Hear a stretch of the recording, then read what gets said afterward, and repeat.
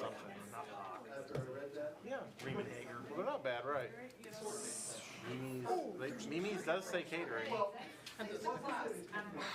So they're on there.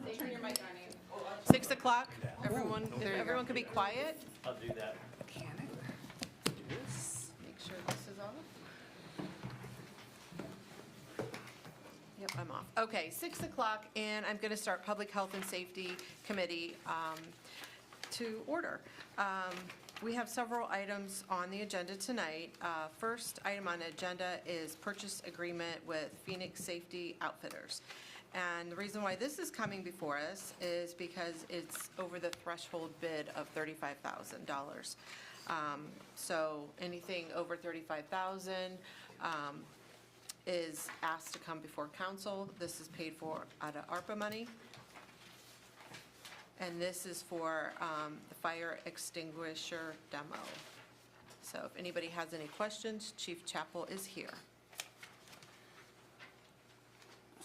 And that would be Rob or Matt. Do we have permission to move this forward? Good. Okay. So just a, Yes. there's good, because there's a few And it did not requests. need to be bid out, so.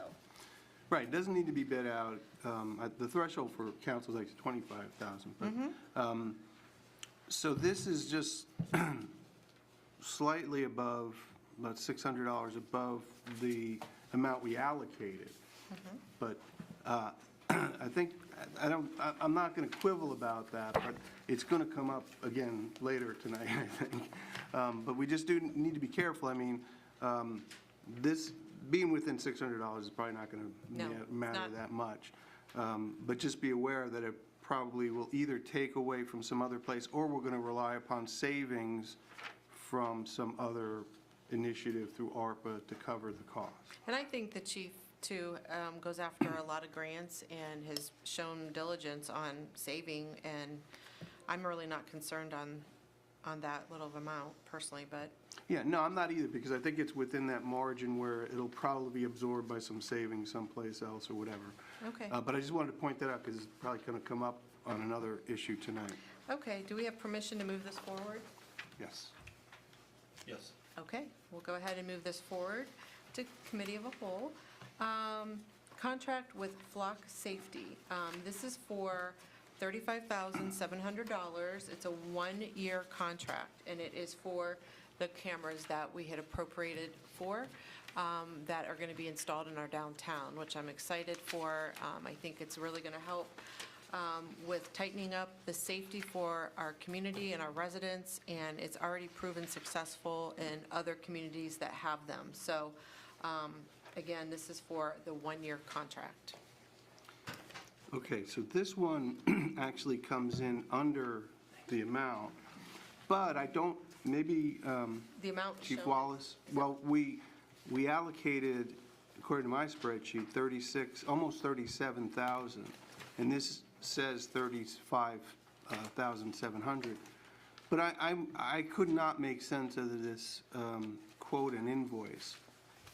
Maybe you could help me out, because I'm looking at page 2, and it says total contract due at siding, and it says $62,700. That's because that's total. So this is for year. This is a year. And if for some reason we find that it's not successful, then we would be able to end the contract. But this is for the actual total that the amount would be if we did this.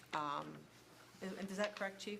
Yeah, so it's a yearly, that 35.7 is a yearly fee, and the way they billed us initially was incorrect, but that's, the 35.7 is what we're going to want to appropriate for this year, Okay. or to get the cameras. But I guess my point is, though, I still don't understand, like, on the first page, it says 66,700, and then right after that, it says 62,700, and then the final, and I guess if it's for 1 year, it would be half that, but it's not half that.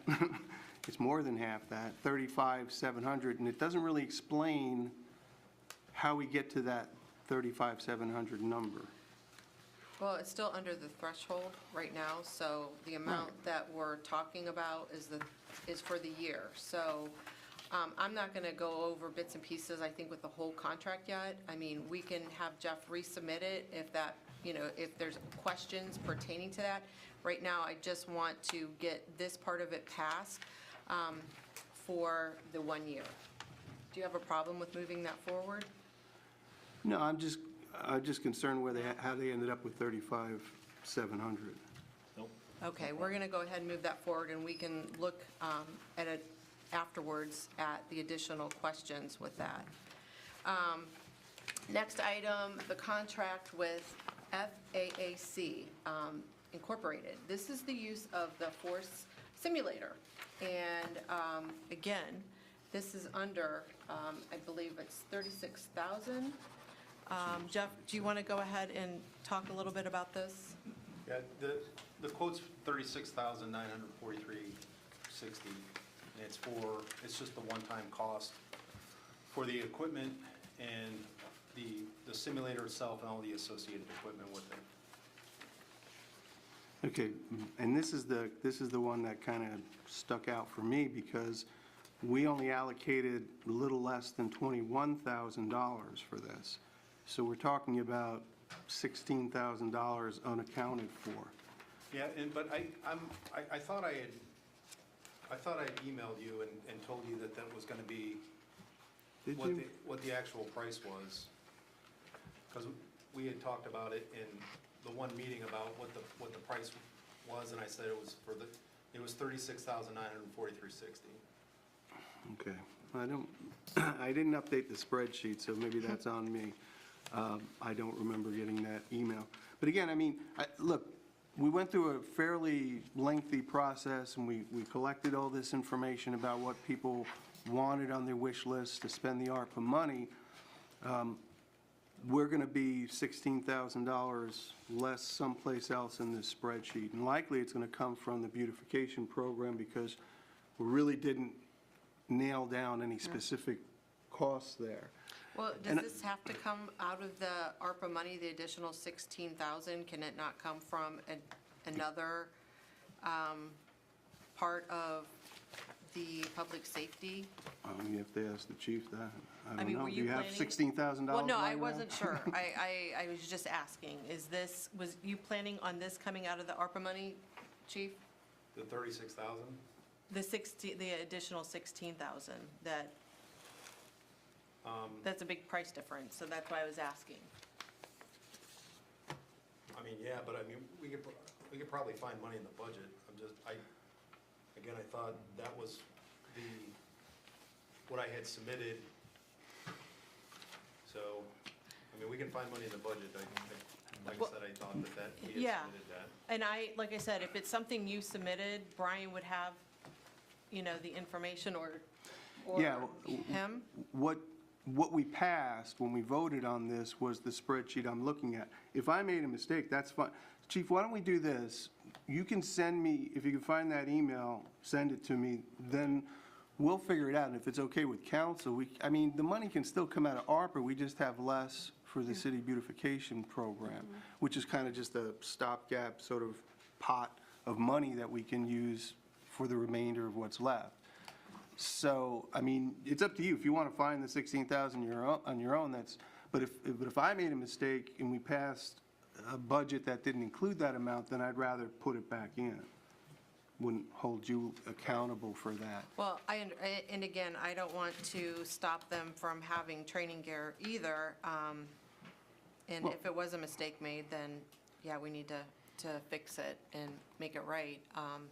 But if there is a way to even budget half of it so that, some of our beautification fund is not completely taken away, because I also feel that's an important part that's constantly getting missed. And I'd like to try to really figure out a long-range plan on what we're going to do with that while we do have funds before it's gone. So, but I'm okay moving this forward. And again, we can go back and see where we stand with that.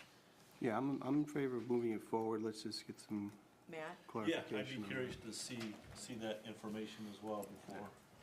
we decide where the rest of the money's coming from. Okay. Are you okay with that, Chief? Yeah. Okay. Okay, we'll go ahead and move that forward then. And this one coming up last, which is a good one, we are accepting $10,000 grant from the State of Ohio Fire Marshal for equipment.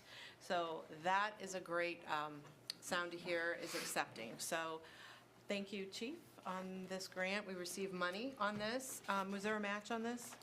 And that's even better, no match. So this is to help offset fire equipment. Any other things with it, Chief? No, it was the maximum that you can go for was 15,000. And we put in for 4 sets of gear, which was 14,400, and the state came back and says, we'll give you the grant book for only 10, but we're still grateful for what we got. They'll still give us at least part of what we need. Okay, that's great, thank you. And also, I want to, with the management update, I would like to let everyone know that the fire department hired Grant Samaco. I'd like to try to do this more often when I'm aware of it.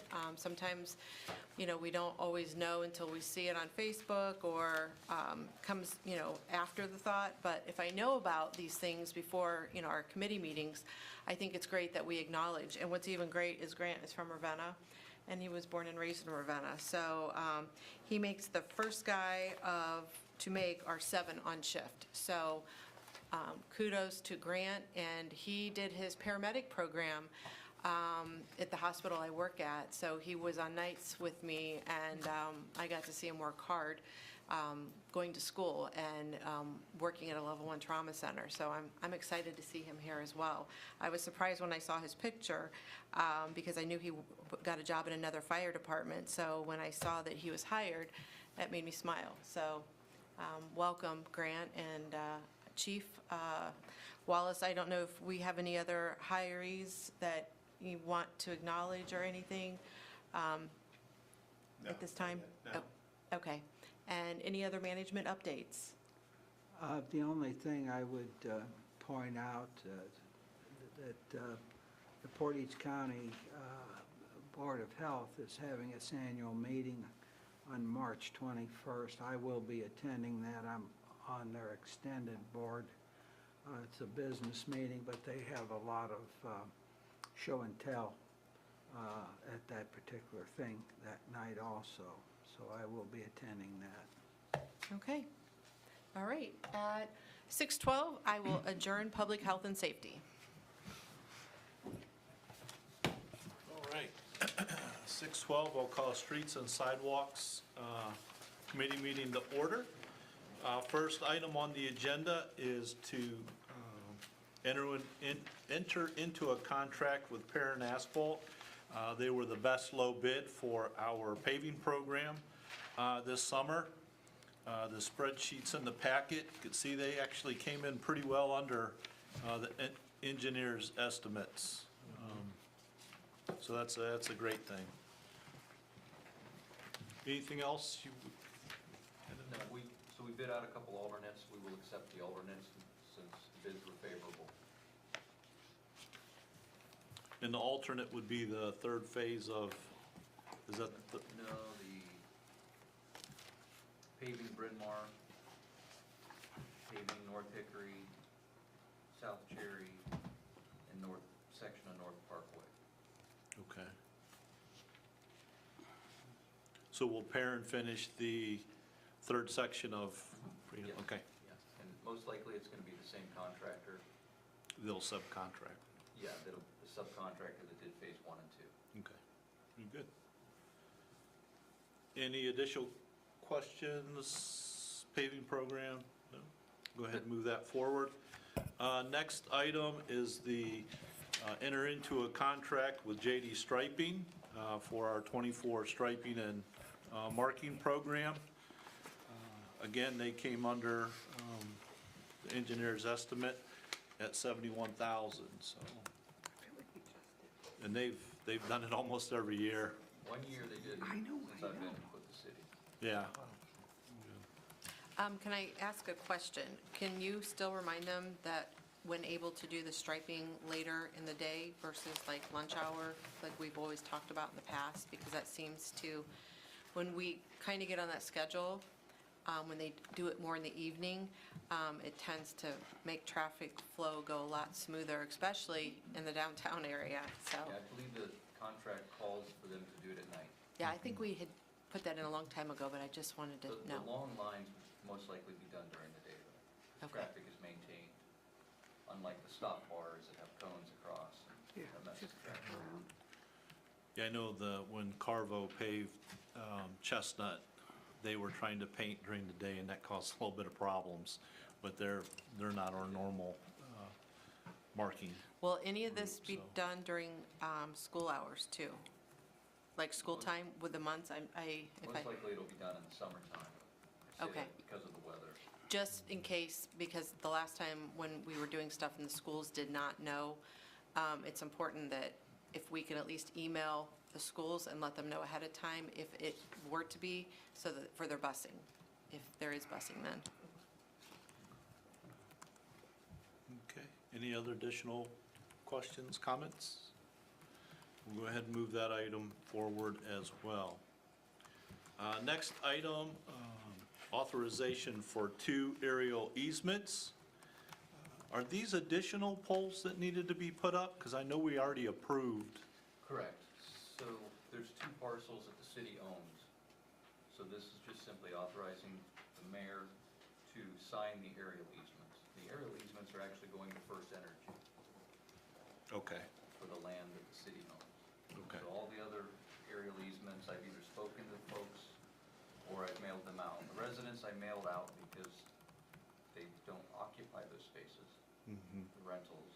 But the businesses I've met with and hand-delivered. okay. spoke to. Has there been Schools, I any- did email. Any pushback on any of those to this point? I had one woman ask me to add fencing in, to allow her to put up a fence. So I did. Okay, good, First Energy, they've already got the pole set, so yeah, it's not really a problem. okay, very good. Any questions on regarding the easements? If not, we'll go ahead and move that item forward.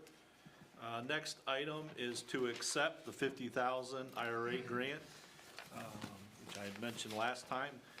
This will cover the cost of our 2024 tree inventory. Also, a shout out to our arborist, Mr. Jim Jenkins. He did a fabulous job on that grant, and can't thank him enough. It's huge savings for the city. Any questions regarding the grant? We'll go ahead and move that item forward as well. Next item is to appropriate an additional $1,125.50 for the new city truck.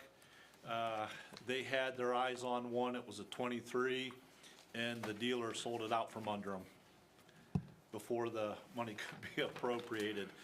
So they found another one, it's a 24. They were promised that this truck would be there for them, but it is going to be an additional $1,125.50. But it will be a 24 instead of a 23 truck, so. And it's coming out of the same funds as the other purchase, or other money, so. And to answer the question that came up last meeting, this truck will not be outfitted with a snowplow. This will just be strictly a transportation vehicle. They have other pickups that they do use for plowing, but this one will not be used for that purpose. Are we okay with allocating that additional monies? Yes, $1,100 really doesn't go very far, so it's not that much to add on to that price, especially for the purchase of a vehicle. I think it puts the vehicle at just over 50,000 instead of 49,000, so. Okay, we'll go ahead and move that item forward as well. Any management update? No. Matt, let me just update council with regard to ODOT paving. They're begin to start mid-next month. Early April, the road signs, construction signs will be installed. The following week, they're showing on their schedule April 15th that they'll start milling. They're gonna start and mill the 2 center lanes. This is 59 on Main Street. Main Street. Correct. And then, once they do that, they're gonna do some concrete work, the handicap ramps. When they get the handicap ramps down, then they'll do the outside lanes into downtown and through. Their 100% completion date is set for the end of July. Wow. We had, Okay. we had a meeting with them discussing the festivals that will happen in June, and they're willing to obviously work around those festivals. Okay, that's good news. It's always that's it. weather dependent. Okay. So they're starting next month. And the road, once they mill, they have 7 days. They have 7 days to pave. Yeah, 7 days after they mill, they have to have it paved. or And they're milling from property line to property line, or, curb to curb. not Yeah, you know but- what I but meant, to sorry. start, they're gonna- City line to city line. Yeah, correct. To start, they'll pull the center lanes, Okay. mill the center lanes all the way through. And then that alone is a week and a half's worth of work. Okay. And they're gonna start on the west end, correct? Correct. And they'll maintain traffic flow and turning and all that good stuff Yes. through the whole project.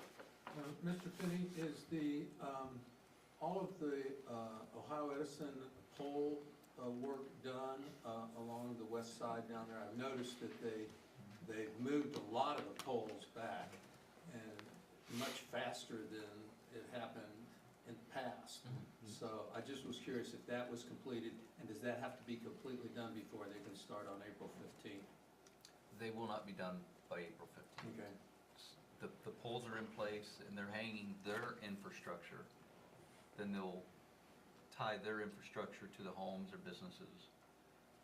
Then they cut the old poles off just above AT&T. Then it's AT&T's turn to come in and do the same thing. And then they cut their poles off, and then whatever else is below, that's the tricky part.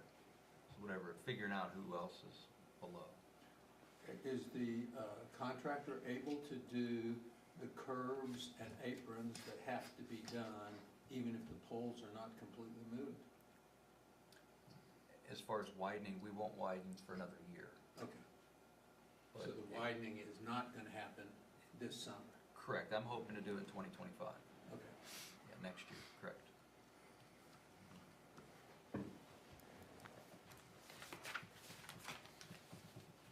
Yeah, there's a lot of lines beyond Ohio Edison's Yeah. lines that They're on there. unfortunately, Those poles, yeah. Anything else on our management update? I guess I'm sorry, I was asking the question because I was wanting to look at that, making sure that we don't pave and then tear the paving out right after it. Right, yeah. Which is something that we hear about a lot if we do that. And so I was just wanting to get clarification on that because that is something that we don't want to. Yeah, I know we've paved roads in the past, and then you have a water line break or Yeah. something happen, and it's out of our control, and the road has to be cut into, unfortunately. It's a shame, but unfortunately it happens, so we won't jinx ourselves, so, okay. All right. It is 6:23. I will adjourn the Streets and Sidewalks Committee meeting. I'll start the utility meeting at 6:23. First thing on the agenda will be the removal and replacement of the State Route 14 standpipe. And there's quite a bit here, actually here in the packet itself. The standpipe that will be removed has a capacity of 3 million gallons. The new one that will be erected, it won't be a standpipe, will be a capacity of 750,000 gallons. it's not needed for a capacity of that such anymore, going back several years. So this is extremely important for this project to be started and to be expedited. When I say quickly, I mean not so quick that things aren't done properly. But this is a project that's been talked about and finally in the works. Do we know about when this is going to be done? That can't be actually answered because the mayor has to get bids for that. And then whenever those are brought back, so a date, it can't be exactly specified at this No, point. that's okay. I was Yes. just interested. No, that's fine. I'm hoping we will fill it up next summer, summer of '25. Okay. We're told it's about a year to build, for manufacturing and then also construction. In your packet, there's three, my understanding is there's 3 tank manufacturers in the United States. And I just included one tank manufacturer, but the intent is it will look very similar. All 3 tank manufacturers have a similar tank, concrete pedestal, steel top, so we alleviate the maintenance of the concrete. Yeah. If it were steel, then we'd have to paint it every 20, 25 years. And then we're still considering an aluminum top. We'll probably bid that as an alternate. Again, then it'll never be painted. If you remember the last time we painted the tank, it was $250,000, $300,000. And that was just the inside. When we did City Park in 2011, I think the paint was $300 a gallon. And again, that was in 2011. So it just keeps increasing. Thank you. I'm okay with moving this forward. Okay, very good. Are there any other comments pertaining to this? Okay, very good. The last item on the agenda is a 2-year industrial pretreatment contract for the wastewater treatment plant.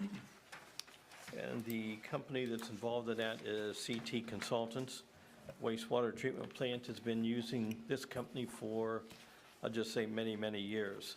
They've been a very high-quality company and have had very good success with CT, with no matter what project is going on within that department. This is, like it says here, a 2-year contract. So if there's any questions or comments pertaining to this? Is there an increase from the last contract that was done? Pardon? Is there an increase from the last contract? Or is it the same?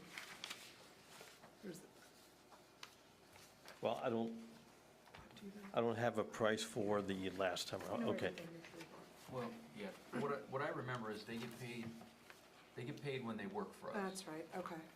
So they have scheduled pretreatment inspections that Bill attends. And if Bill has questions and he calls them, then again, they're on the clock at that point. It really involves our pretreatment, industrial pretreatment program. We have 9 major industries in our city that we have under our pretreatment, industrial pretreatment. They basically provide technical assistance and professional assistance to us for that program. So, Thanks. All right, I'm good. I'm good with moving it forward. Okay, fantastic. Okay, outside of that, I'll ask if there is a management update at this time. No. Okay. 6:29, Utilities Committee will be adjourning. Okay, at 6:29, I'll call to order the Planning Committee meeting. I think we have 6 items on the agenda. The first couple are just ongoing agenda items that I wanted to make sure we kept discussing. Whether or not we are ready to take action on adult use cannabis is something we want to talk about. So last month, I presented the idea that we can add adult use cannabis, recreational marijuana, to our code of ordinances in parallel to what we've done with medical marijuana. Basically just, structure the ability for an adult use cannabis dispensary to operate pretty much the same way that a medical marijuana, in terms of what we need to do from the city's perspective. Obviously, they have to do things in accordance with the state rules. I didn't hear from anybody since last committee meeting, but I wanted to get a sense, is that what we want to do? Is there any additional restrictions, other changes, ways we want to treat adult use cannabis differently than medical marijuana? Well, I believe it should be outside of what we refer to as immediate downtown area. I believe it should be outside of that area. Okay, well, I don't think we restrict medical marijuana that way. It's available commercial and industrial, right? C2. I'm thinking, so there was 3 functions. There was retail, processing, and cultivating. We allowed that as a permitted use in the I-1. And then we allowed sales conditionally permitted in the others.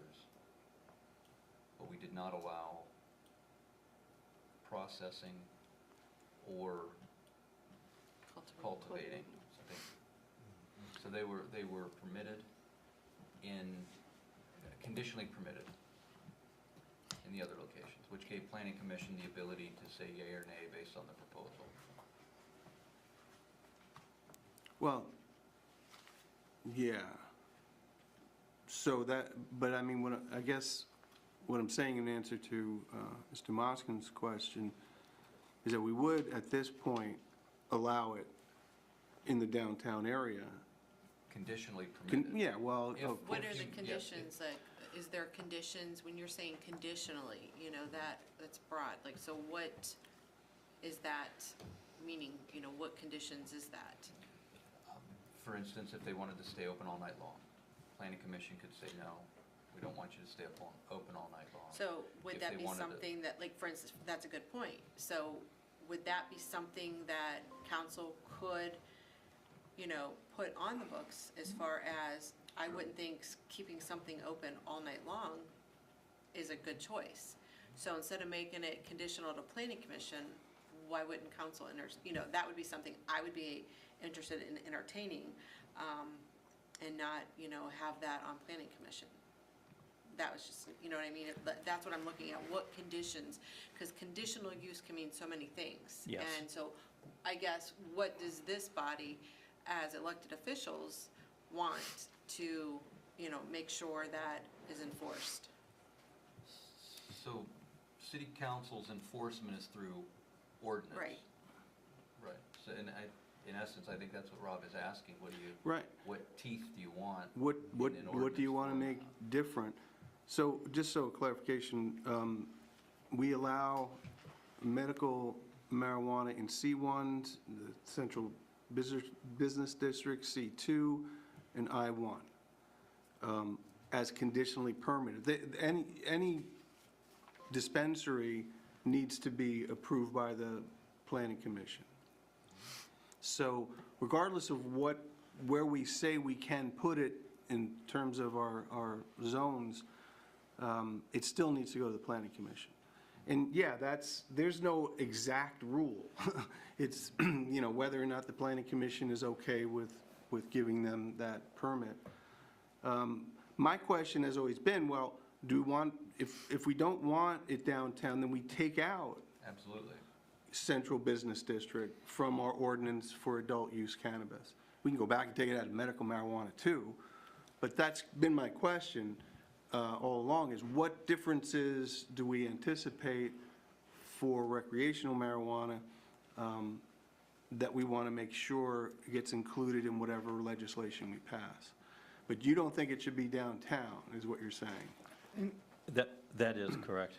And I may be on my own on this one, but I disagree with limiting where we put it. I think we should match it with medical use marijuana, these, these facilities are have to follow a lot of state rules and regulations to get to where they're at. Let's let the state mandate and regulate where they're at. That's kind of how I feel about it. It's not like, I can sell marijuana out of my house, or, put up a store and just start selling it. There's a lot of procedures that have to go into that. So I feel like we should just keep it to what we have for medical. The only thing I would say, too, to think about is, for instance, like Guido's is going to be having an outdoor patio area to eat, or they already have, outdoor front area anyways. So if something were to come in right next to them and people are going to be smoking outside medical, it does not smell pleasant. And so if it's that close to a restaurant and they're going to light up, what they purchase, which they're legally allowed to purchase, I will say, being in like states that are allowed to, to do this, there are a lot of complaints of the odor that you smell when you're around it. So, but again, do you want a facility next to a place that's going to have an outdoor restaurant? Is it going to cause the restaurant that is serving, food and people eating outside and having people smoke, is that going to cause that? I'm just putting it out there.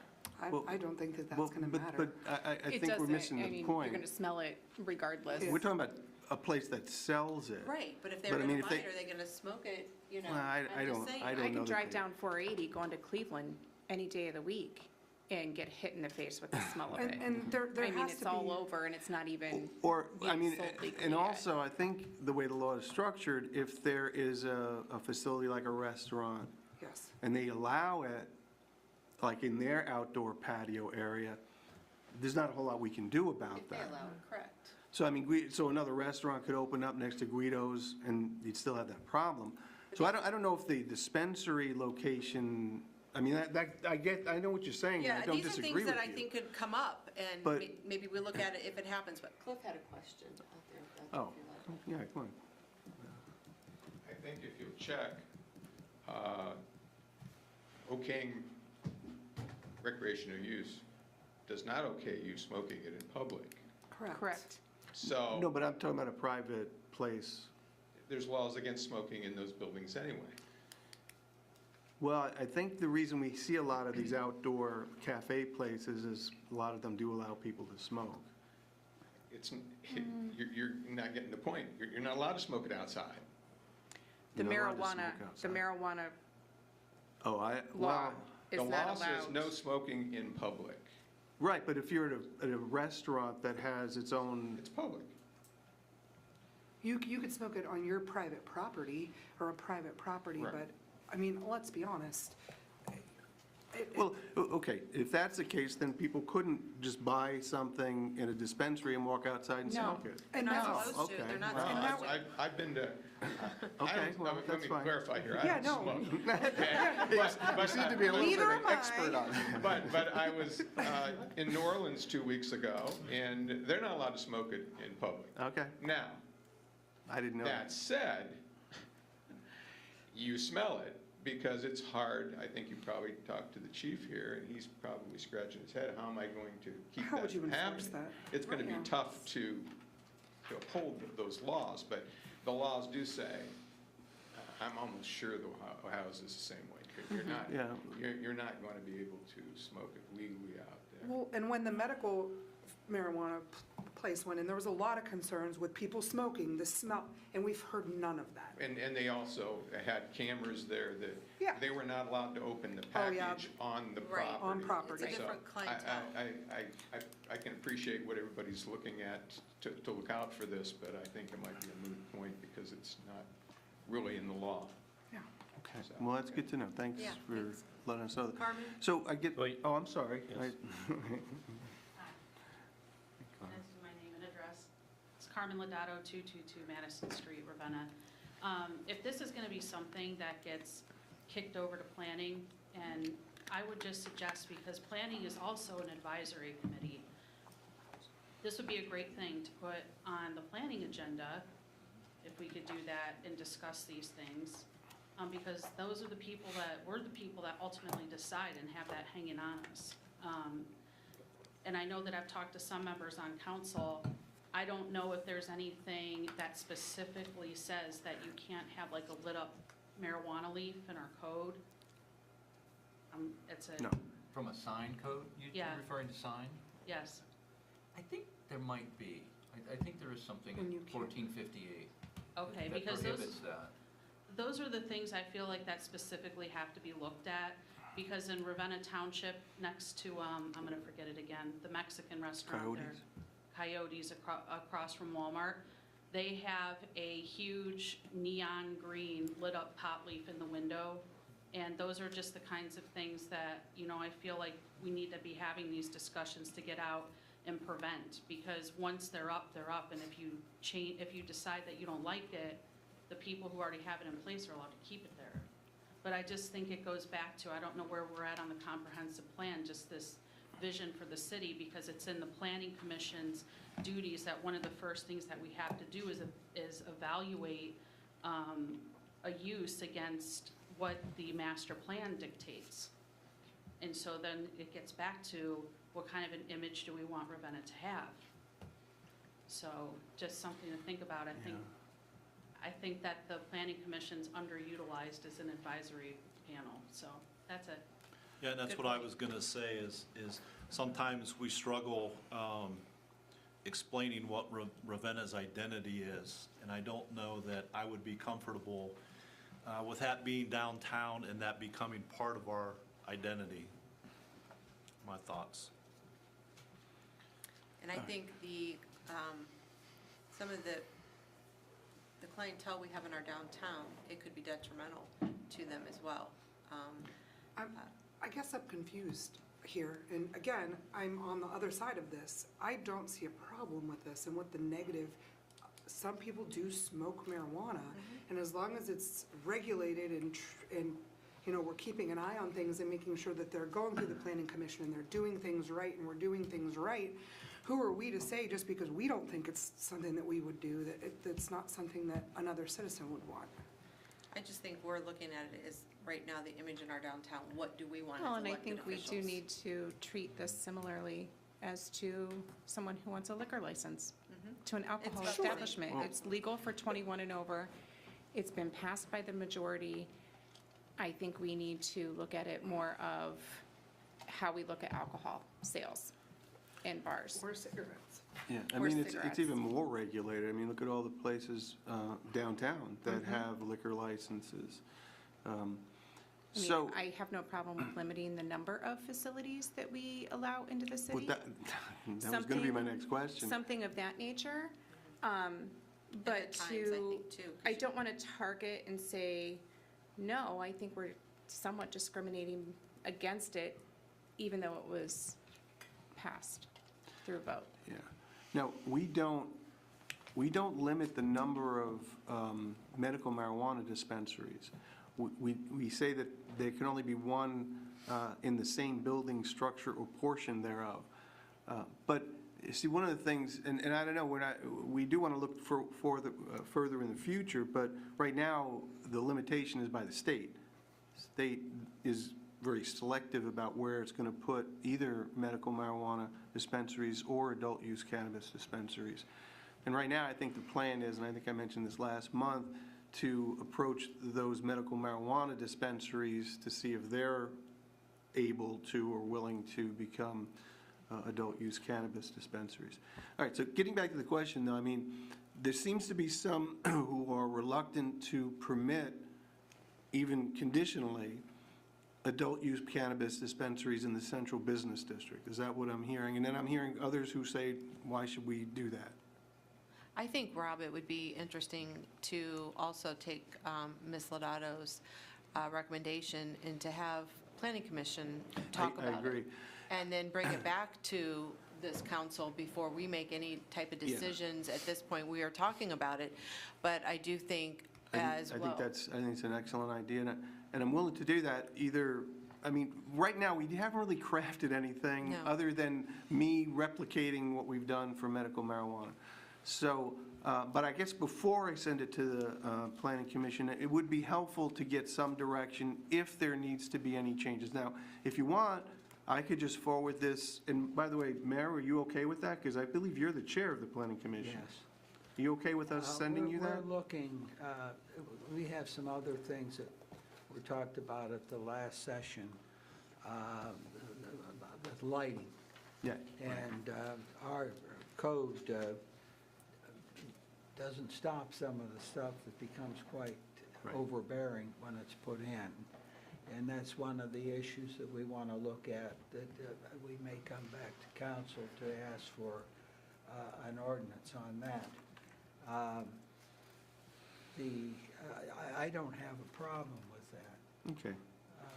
And, I mean, it could be simple, it could be as simple as me sending you the new code, having you bring it to the Planning Commission, and if they have comments, and if they don't, and then sending it back and saying we've reviewed it. Or you could go through with a fine-tooth comb, take your time, and see if you want to remodel it for us. Send it to Bob as well. Are you on the commission? Yes. Yeah, I think you are. Yeah. Well, I would send it to the mayor, and he would distribute it to everyone. So, let me see if we can kind of tie this up. Before I send it to the Planning Commission, do we want to take out, at this point, because ultimately, we're going to make the decision, the central business district as a conditionally permitted location? I'd be in favor of that. I would be too. Yes. No. No. You may be the deciding factor. How about I leave it in, and then we can always address it when it comes back, because there doesn't seem to be any consensus about that. So, one of my concerns too is parking. I read an article, last year alone, Michigan sales increased $500 million. It's staggering. Yeah, well, and So isn't there it's one here. right on the border of Ohio where everyone from Ohio goes to?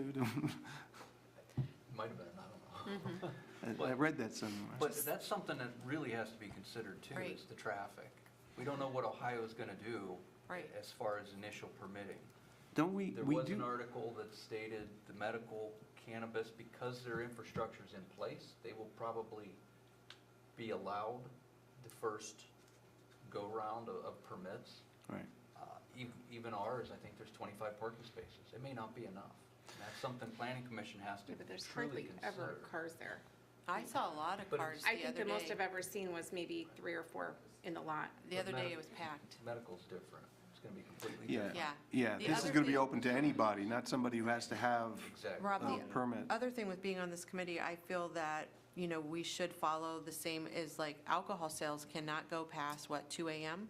Is that correct? Yes. I think So, the state's going to control that, though. Okay, I just I'm want to most make sure, certain because they're that is gonna too something that it shouldn't be allowed to be sold, 24 hours. I think if we're talking about following, because it is comparison, it is a drug like alcohol, and it does, I feel that that should be on the same, And is that- It will be illegal to consume in public spaces, and it will be illegal to consume in your vehicle. right, and drive. So the smell, as Cheryl said, I think we've all smelled the skunk going down the road, but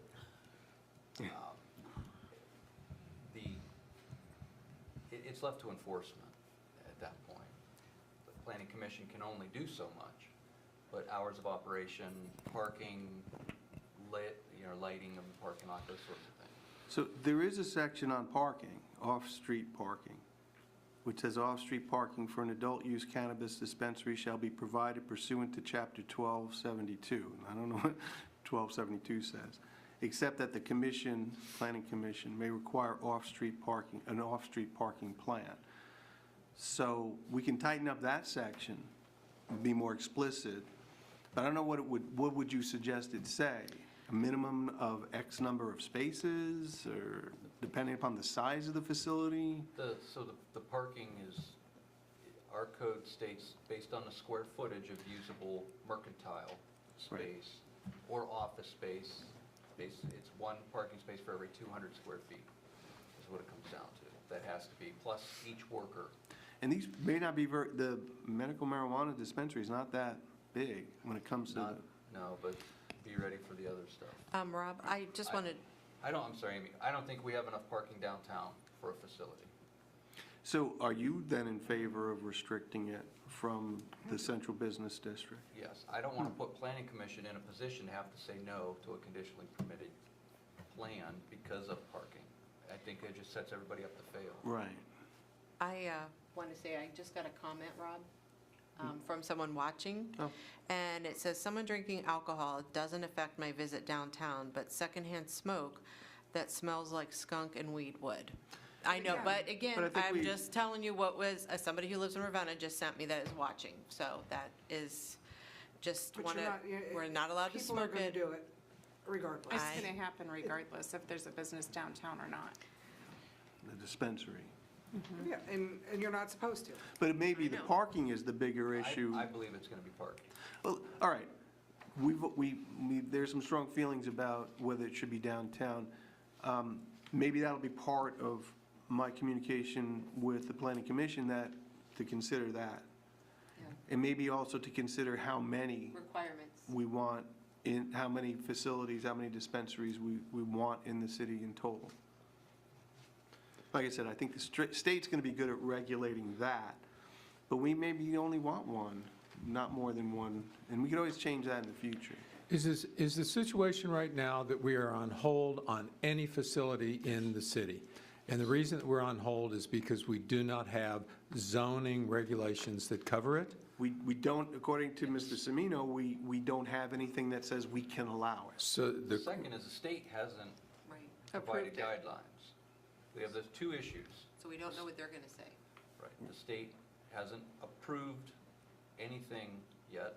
and- additionally from the law. Right. Yes. So those are the two items, our zoning code and the law. Yeah. So right now, there's no real push on us.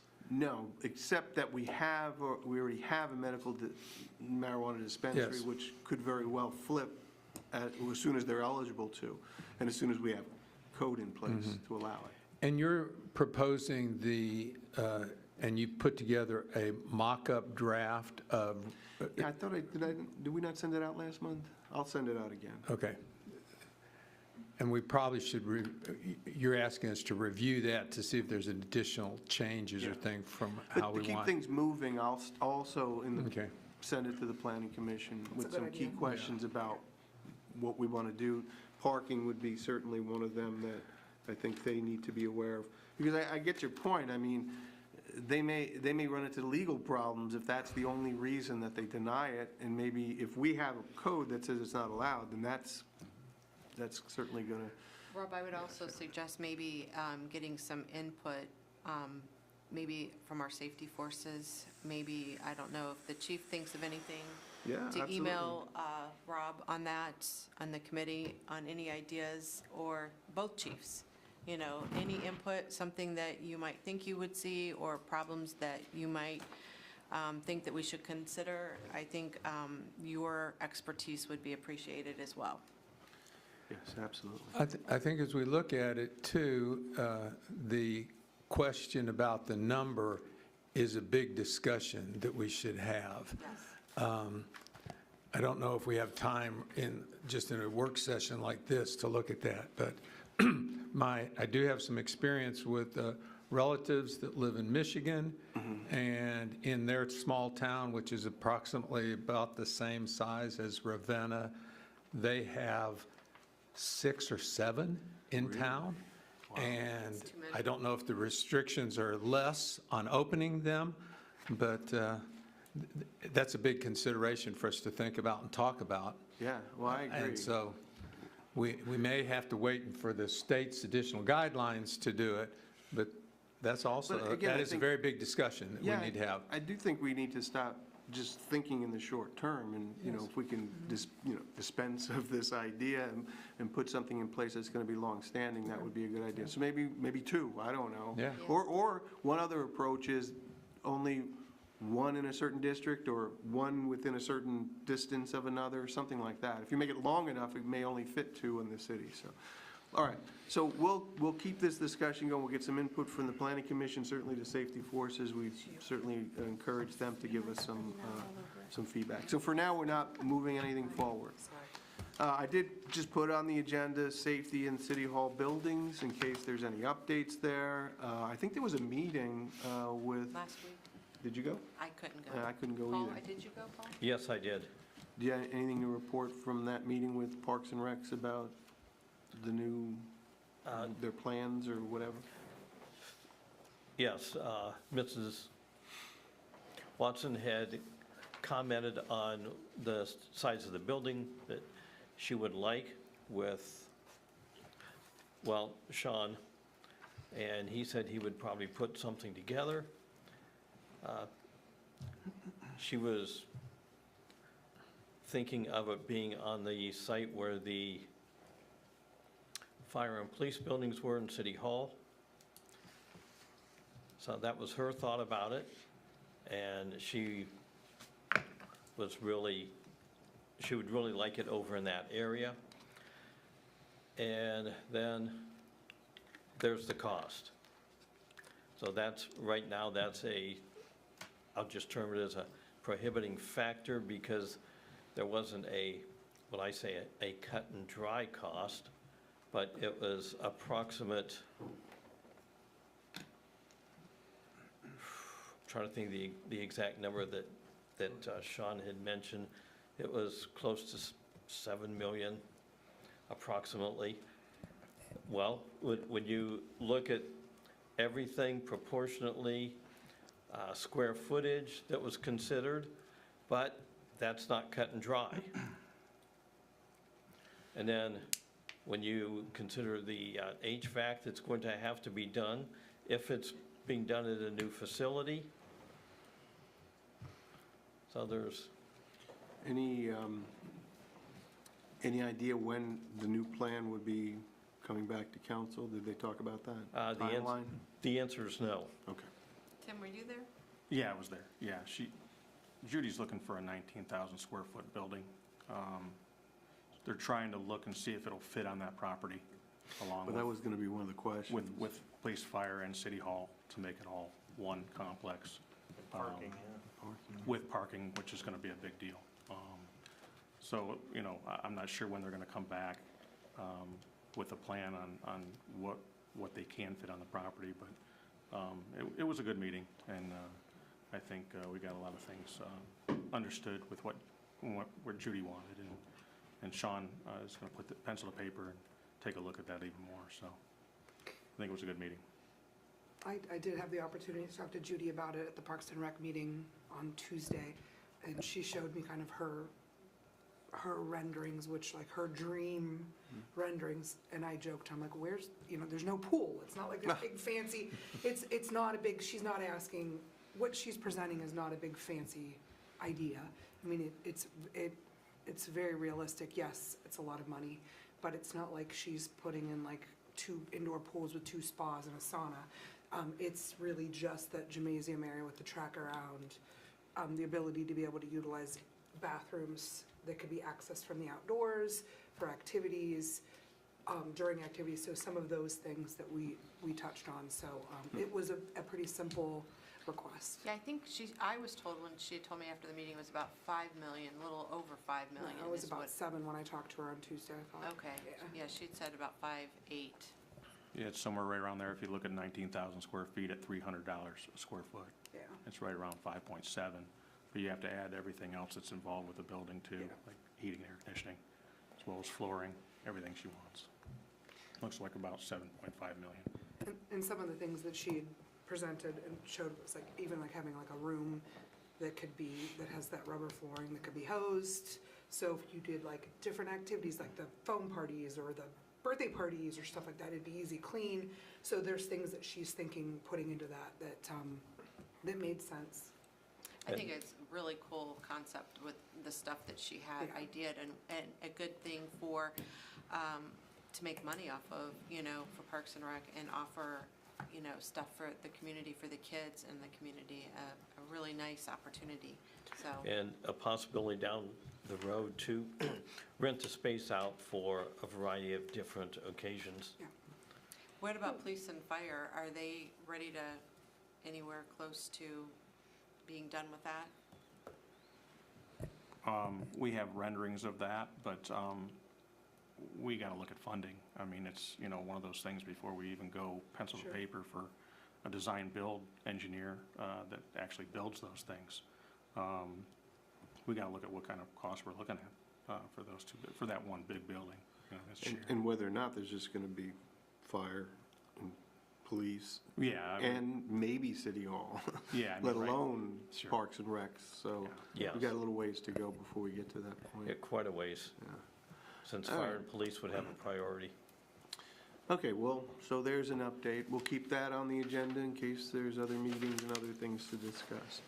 The next item on the agenda is acquiring a $4,000 donation from JBL for cornhole courts. So this is at the Chestnut Hills Park, where we have some cornhole courts there, and this would be to put concrete around them. So, and it's no match or anything like that. There is a letter here from JBL Concrete, describing the size and everything. So, yeah, any objection to accepting? Not an objection, I just was curious about, it's a wonderful gift from JBL Concrete. The business is not a Ravenna business, I didn't know.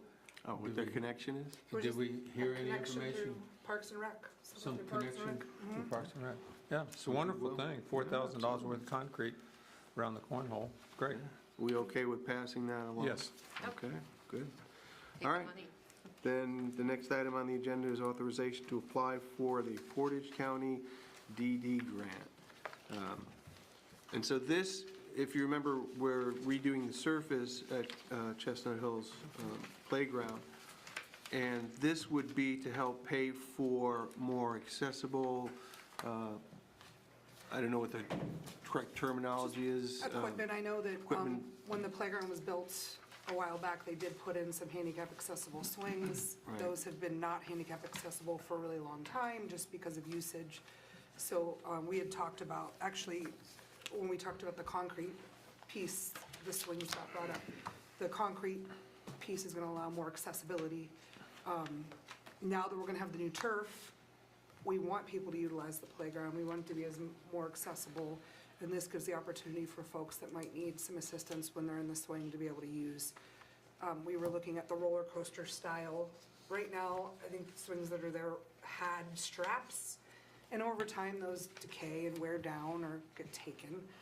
The roller coaster style straps is a plastic strap that would stay on the swing, so it's a little more. Right, so in the packet, Holds up. there's a few different swings. And so we don't really have do you, because Christina is, by the way, is going to be preparing the grant, right? Or helping. I'm working on Helping preparing the the grant, with the grant with Judy. So do you have a ballpark amount that you're going to ask for? I think each swing, so I went to Sourcewell and found a playground equipment provider through, that was on Sourcewell, and it looks like these swings are gonna be about $950 a piece, which is not too bad. And then the tables, it looks like anywhere from $1,000 to $1,500, just depending on what table we choose. The plan for the tables is to put them over by the cornhole, so that folks can utilize the accessible cornhole, and then we now have tables that if someone is in a wheelchair, uses a walker, maybe needs some they have that table there that has an opening, so that was the plan for those. So I'm kind of working with Burke, is the company one company that got back to me out of the Through bunch. Sourcewell. Yeah, through Sourcewell.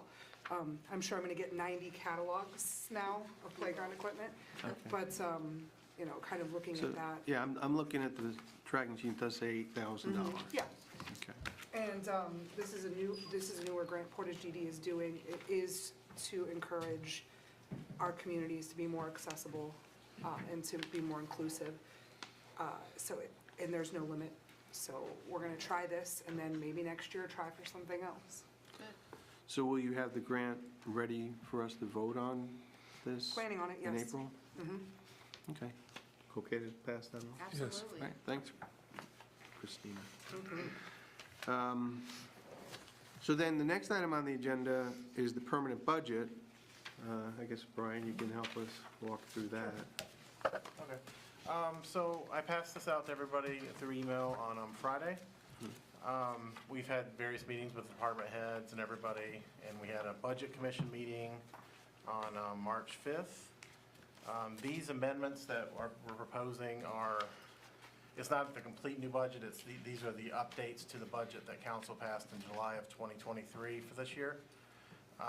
Looking through the budgets, the highlights, the increases in appropriations is pretty high at $6.7 million, but $4.7 million of that is for the water tower.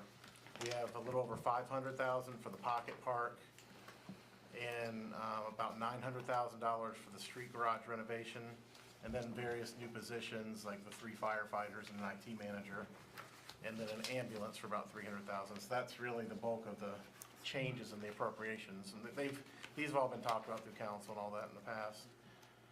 Revenues, we're looking at about a $4.3 million increase from what we originally proposed in July of '23. 2.9 million of this is for the water tower grants. So the water tower is going to cost just under 4.7 million. We're going to get 2.9 million of it in grants, including ARPA and all that. That's the major highlights of it. I mean, you guys can see all the detail of all the individual things in there. I didn't receive any questions, so. So You guys part have- of that projected increase is the grants for the water tower, is that what you're Yes, saying? yeah, What the is- water tower grants they're getting about 2.9 million, I believe, in water tower grants. And the other, The other stuff, income tax, we okay, did we're doing come better. up some because it's projecting well. There's other various grants and carryovers from last year that are also in there. And just upping a few line items here and there that we saw, but that's the bulk of them. Grant proceeds and some income tax. All right, any questions for Brian? We okay to pass this along? Absolutely. Then the last item on the agenda, and this was added a little bit later, the American 250 resolution. So this, if you remember at our last regular meeting, we had Matt Wonderly from the high school who's interested in pursuing this grant to celebrate the 250th anniversary of our Constitution. He did ask for a couple of volunteers from amongst us. I don't know if anybody stepped up at this point, but that's something we can figure out. But the grant does require a resolution from City Council. And I think, Chelsea, didn't you send an example of that? Yeah. So really, we've got a head start. Just a matter of, unless anybody's against is anybody here against the Constitution? So I Better assume- not be.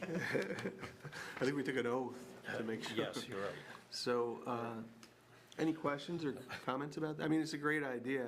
And it's going to be further into the future. I think it's a couple of years down the road before we Do really we know see. if we got the answer on the volunteer piece, if it has to be someone that's on council, or if it could I be someone? didn't hear anything. Just a government official. What does that mean? Yeah, what's a government official? Elected, I think, I don't know. Oh, that's a vague statement. Right. Well, we'll figure out the volunteer factor. Yeah. But Just curious. we're okay with passing along this resolution for a vote on our next meeting? Yes. Okay. Then, is there a management update, Mayor? Not at this time.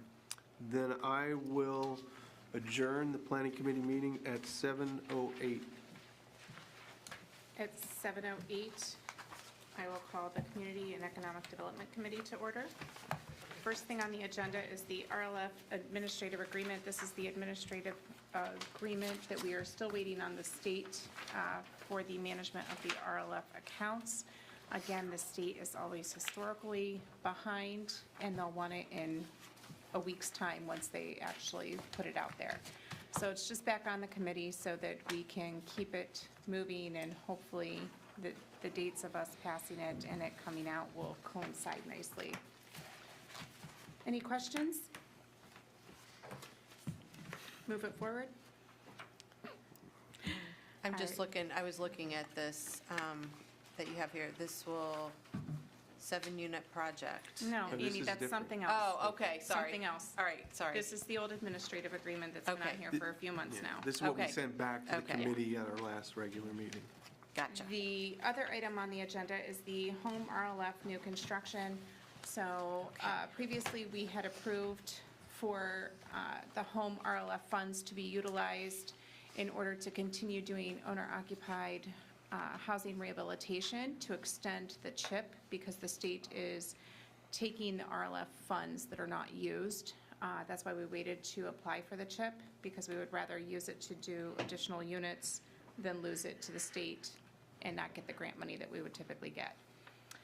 With that being said, NDS is here. They have found a program using OFA funds for new construction. I don't know how many of you are aware of the housing shortage, especially single-family housing for sale for owner-occupied units.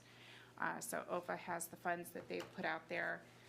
And the grant application is April 5th deadline. So that's why this was put on the agenda last minute. These are the bullet points for the OFA funding. They do require a match, so that is why we were proposing to move the $200,000 home RLF funds from the owner-occupied rehab towards 3 new construction homes to be developed here in the city. And I do have Mike and Jen here if anyone has any explicit questions that I've not already. What are we matching? OFA funds, it's a grant. It's a grant that NDS is working on and taking care of? Yes. And the 200,000 it is an eligible activity for the home funds. And which are the- then that would eliminate all of the money that's in that revolving loan fund? No, it would not eliminate it. Half. Half. But what we don't use, the state will mandate us to use as match for another CHIP grant. Do we have any other needs for, I mean, is there any Home needs for? is the one that is very restricted. Certain activities, acquisition, rehab, resale, owner-occupied, full rehab. Home repair is not an eligible I activity. mean, have we had any people that have needed, like, the home rehabs that have not, they haven't come in? We're still currently finalizing the last CHIP. Okay. And we would like to apply this summer is the next round. So if we don't have this money appropriated and expended, we're going to have to put it back towards the CHIP. We might as well be able to put new homes, 3 of them, if we approve that. And if something happens, obviously, this would be contingent upon receiving the OFA funding. If we don't receive the OFA funding, then we could just stipulate in our ordinance that it reverts back to our owner-occupied rehab that we already approved. So would the homes be for sale, or Yes, for sale, they would be for sale at market rate, affordable to, and only eligible to 80% or below the area median income homeowners. So someone that has a higher income can't buy it and No. try to sell it? Okay. Nope. So the $200,000 that we're giving in this, will that money be returned to the revolving loan fund? No, it will be No, gone. it's, yes. And it's Isn't it- not wasn't- replenished? Wasn't that a change, that they used to have to The s- pay them back and now The they state can't? used to allow us to recapture, at one point, it was 100% of anything we utilized in those funds. And that comes from the CHIP program. Yeah. Over the years, they've switched their policies and procedures around Right. constantly. And we were at a 75-25, 25% forgiven.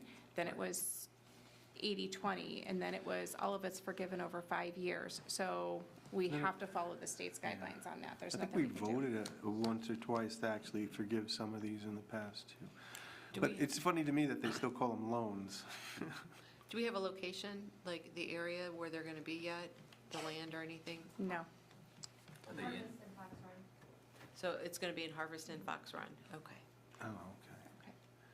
But it seems to me, this is a $2 million overall project, so the $200,000 is by It's a some- drop in the bucket. Yeah. Drop And that in my it's- bucket. Like some landscaping or something. It's The tracking sheet shows 7 units, and you said 3 Right. homes.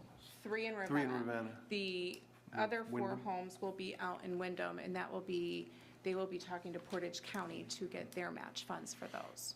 Our Is that- 200,000 will only go to the 3 homes that are in the city. If the commissioners don't give the money, do we still go with the project for just the 3 homes, or is it a all or nothing deal? All or nothing.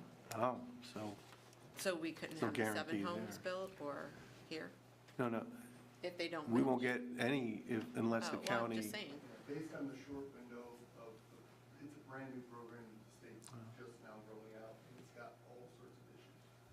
We don't have time to acquire replacement lots.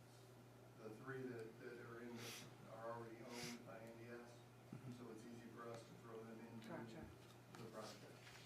Same thing with the lots up in Wyndham. Unfortunately, I would love to, if the county said, no, we don't want to do it, I'd love to do all 7. There's a 5-unit minimum to the program.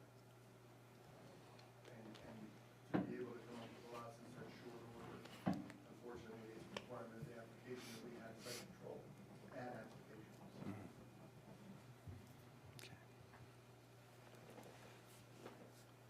Any other questions? Are you guys okay moving this forward? Okay. With that being said, we will adjourn at 7:15.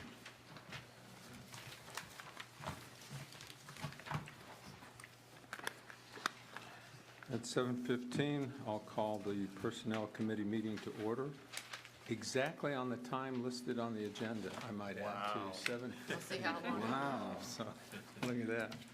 We have 2 items listed down on the agenda right now, an amendment to the payroll ordinance and the appointment of the finance director.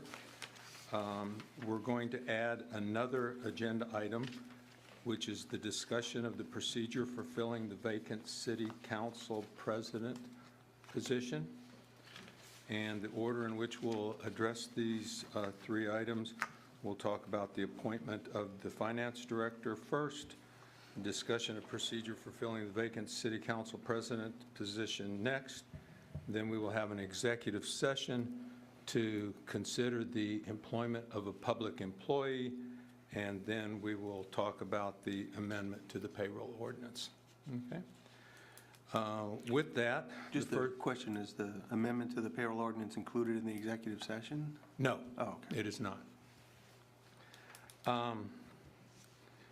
Appointment of the finance director. We've talked about this for a while. The position now is an appointed position. The requirement is that the mayor shall appoint the new finance director with the consent of the majority of members of council. So the council will be voting on the mayor's appointment. It also has in there that the director shall have the qualifications as may be fixed by ordinance, which is what council did a few months ago when we made the requirements, qualifications of what the finance director was. And as you recall, the 2 qualifications that we required were the possession of a bachelor's degree from an accredited college or university in accounting or finance, and experience in finance and accounting at a supervisory or management level. With that being said, the mayor's recommendation is going to be to appoint Tammy Lawrence as finance director for the city of Ravenna. I want to just take a couple minutes to talk about Tammy. She does meet the qualifications that we have. She holds a bachelor's degree from Kent State University in accounting. I also wanted to mention that she is a certified public accountant, a CPA, and she has a combined total of 30 years of experience in the accounting and finance area. Since Tammy has been with us, she's been with us since May of 2019, and that's coming up in 5 years in just a couple months. and during that time, she's worked as the Assistant Finance Director here in the city. She's worked under Kimball Sikora and also Brian Huff. As part of her responsibilities as Assistant Finance Director, she also supervised other members of the finance staff. Her experience, like I said, is very wide, including 19 years as the controller and assistant controller at Machine Tech Systems, 5 years with Sherwin-Williams Paints in the past. So you have in your materials, you have that resume and qualifications sheet which talks about Tammy's background and her experience. With that, the mayor's intention is to bring this forward at the special meeting that we'll be having this month. The term of office for the new finance director is going to begin on April 1st. So with that, Mayor, did you have anything additional that you wanted to share with us? Actually, you've done a very nice job presenting that. I'm very comfortable with this, and I think it will keep us on track with the way we're going, and I'm proud to have her as an employee myself. Absolutely. Okay. And so that will be coming up at the council meeting, the special meeting this month. Okay? If you have any questions at all about that, you can see the mayor. Also, I'd be glad to talk with you about that. And so it's not official right now, so I won't say congratulations, Tammy. It's not official. Can I say I'm okay? Odds are pretty good. I'm okay with moving this forward? Yeah, yes. I mean, that's. Yes, you can. Right? Yeah. Okay, so we'll be moving that forward. Okay.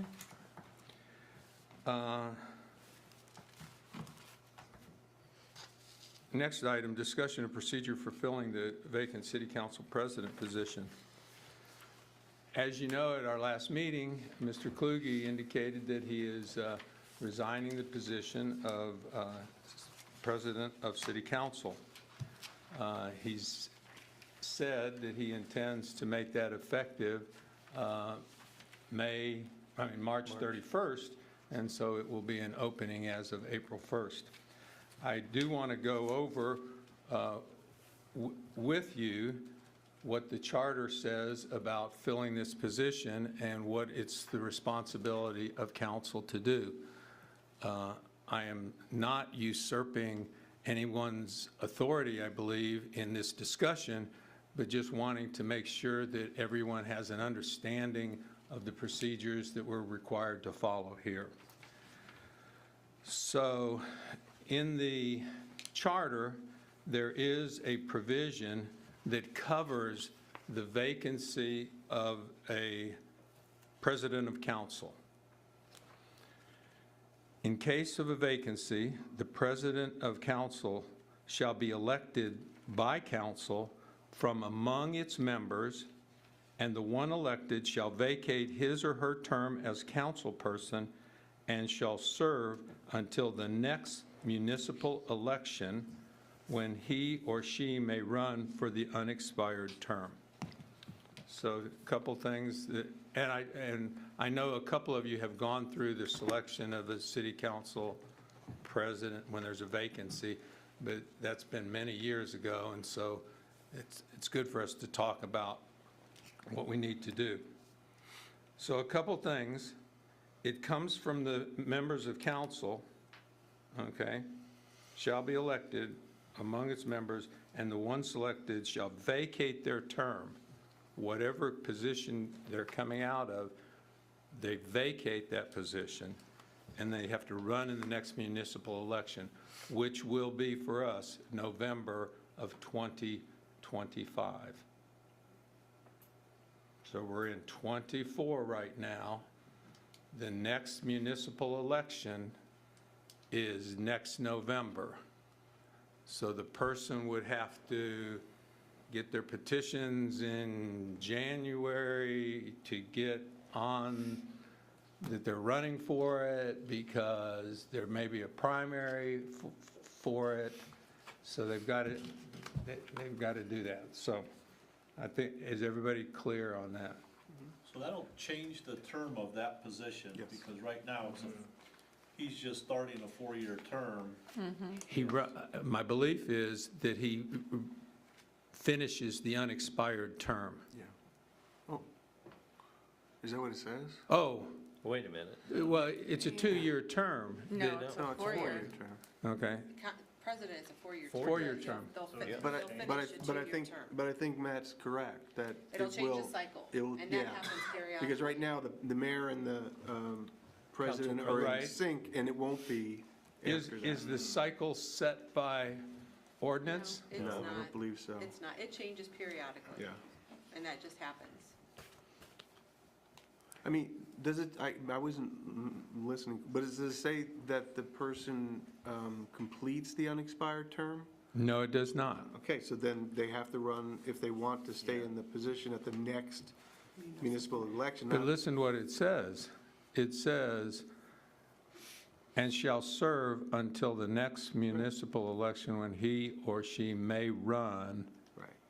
for the unexpired term," So you're, not the new term. so you're running to complete the rest of the term. Oh, wow. Yes. Running for the unexpired term is the rest of the 4-year term.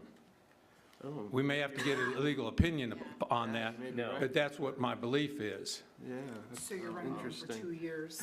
No. The unexpired term is the rest Yeah. of the term. Yeah.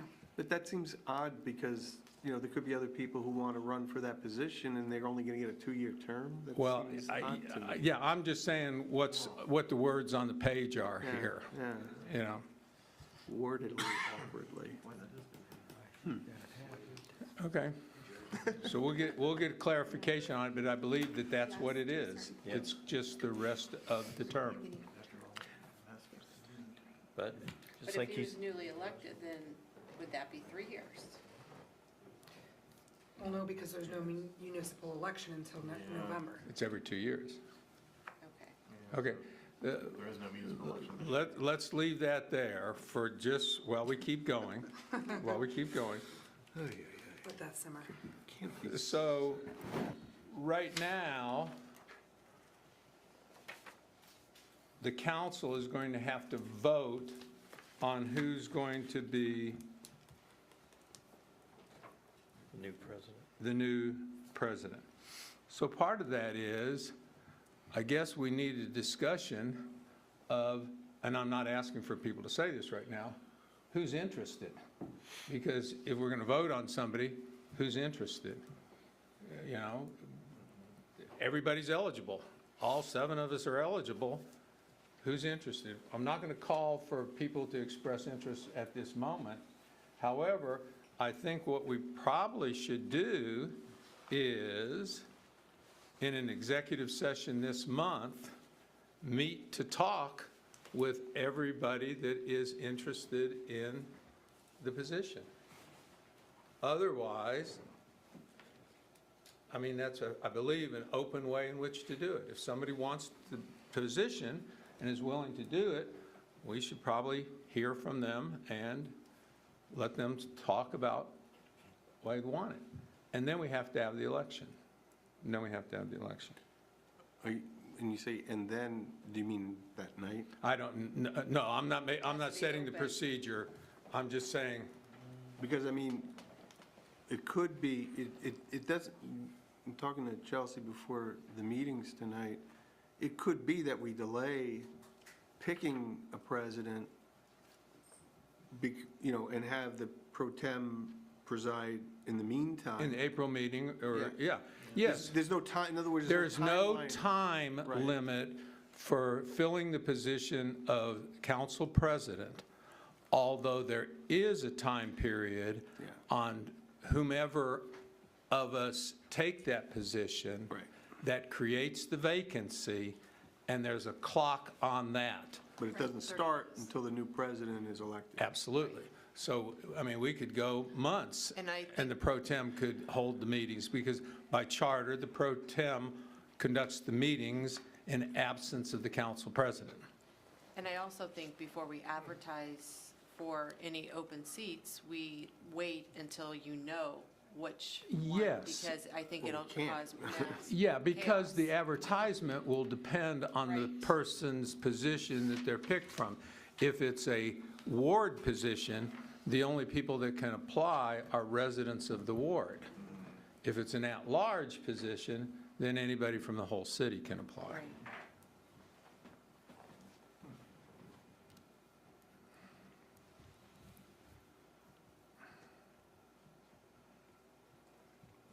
So I want to, because I'm reading, I know we're going backwards, and I apologize. No, that's To fine. run for the unexpired term. Now, what if the vacancy occurs in the last year of that term? Then you wouldn't, because there's no municipal election. Yeah, but so what does unexpired term mean in that case? Okay. So you're suggesting that this could be written better so that it says if it's less than 2 years, then it's just the regular election that fills the position. Yeah, However, a resolution at that point is not necessary at the moment as we talk, well, I guess for people that are considering the position, they'd probably want to know. Yeah, I think that's, well, it might It might have an impact on It your is completely decision. different if it's starting pertaining to now for the next few years compared to the less than 2 full years. My belief right now is we appoint the person into the job. Right. They serve the rest of this year and all of next year. And if they're running for it, then they're running next year in November of 2025 for the 2 years of the unexpired term. And they have to take the petitions out in January, Yeah. I think that's why we're wanting to, or I should say, not they, but, well, yeah, I'll say they if there's a variety of individuals interested. okay. So, are we okay at the special meeting this month to hold an executive session to discuss the appointment of a public official and talk about amongst ourselves how we're going to fill the position? When is the special? That'd be, Monday. that'd be A next from week. tonight. Cliff has a Is it? question. Yes, sir. I don't remember us ever, we've had this happen before, the mayor might remember. But I don't remember ever having to go to executive session. Right. I thought that'd be out in the public, and you could be putting yourself, you Oh, know, you could probably be busy. No, it best wouldn't to need a talk vote. to Mr. Wouldn't need a Savino. vote. The vote is not going to take place in executive session. The discussion, I don't believe the discussion is an executive session. oh, I believe it topic. is. I It's don't not think it is. personnel. I It's believe it elected is. officials. I believe I it think is. you probably should check with this. Yeah, we can check with Samino. It's my belief it is. I think you did it when you were appointed. That was I wasn't part of that. My Well, interview no. was in this room, Yeah, yes. the but interviews were The done. interviews might be executive session, but us discussing who's Yeah, I'm interested just in clarifying appointing that- president. That when you go to choose someone from the public. the Right, interviews but are- amongst us for president, I don't believe It that just that seems- is. It just seems to me, all you people up here were elected by the city, and then to put it behind closed door, who wants it, it's just kind of borderline, and I don't remember that happening, but Yeah. just a thought.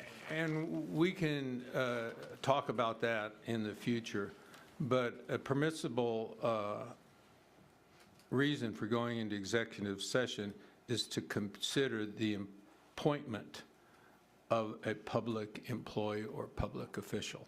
That's true. That is clearly what we're considering, to consider it. So, right now, that's the way in which I'm suggesting that we proceed. So those of us, I mean, Well, look, before we go to an executive session, we vote, and if there's not a majority Yes, to vote, because, then we don't go to because, executive yeah, session. so it'll be the entire council that will be doing that. During the special meeting, not. Yeah, for the special meeting, yeah. Anybody want to declare they're not interested? I'm not interested. You've been waiting to say that all night, haven't you? I didn't want you to think that, I didn't want you to think that I was talking about myself. Okay, I'm not interested. Neither am I, Mr. Kelly. Okay, you're not interested. And I'm not either. I You're like not. having my vote. Okay, so there's three of us, and so other people, we can talk. Okay? All right. Okay, any other I'm sorry, now we got to keep going, okay? So say that happens real smoothly, okay? Boom, we pick somebody, okay, the new council president. They come out of their position, and there are rules then on the filling of the vacant council position then, okay? And that is discussed in section 10. 4, in the event the office of any member of council shall become vacant for any cause or reason, council shall, by a majority vote of the remaining members elected thereto, choose his or her successor. So it's a vote, and the vote then will be amongst 6 people, because the voters are the remaining members of council, right? In the event the council fails to elect such a successor on or before the expiration of 30 days of such vacancy, council shall be divested of its power to appoint a successor, and the mayor shall appoint a successor. Such successor, whether elected by council or appointed by the mayor, shall serve until the next municipal election, when he or she shall run for the unexpired term. So we're back to the unexpired term. Unexpired term question. I don't know if that's happened in the past. Anything's possible. Yeah, I don't. I think it did when you got appointed. Right, but when I was on the next municipal election and then served 4 years. 4-year term. But I don't know, was your term ending? I don't remember. Do you remember? Tell you the truth, You no. don't know. You were there for so long. That's ancient history. Okay, so we're, Personnel Committee and any other input, are we feeling comfortable to take care of that at the special meeting? So just a couple of things. First, Yes. hopefully we have the questions. Do you know? You do. Okay, so we're, and then the unexpired term thing, depending upon who it is, it may be another 2-year term. And I don't know, what strikes me odd about that is it's an election, so anybody who's eligible, a resident, could be running. The fact that they would be running for 2 years doesn't sound right to me for some reason.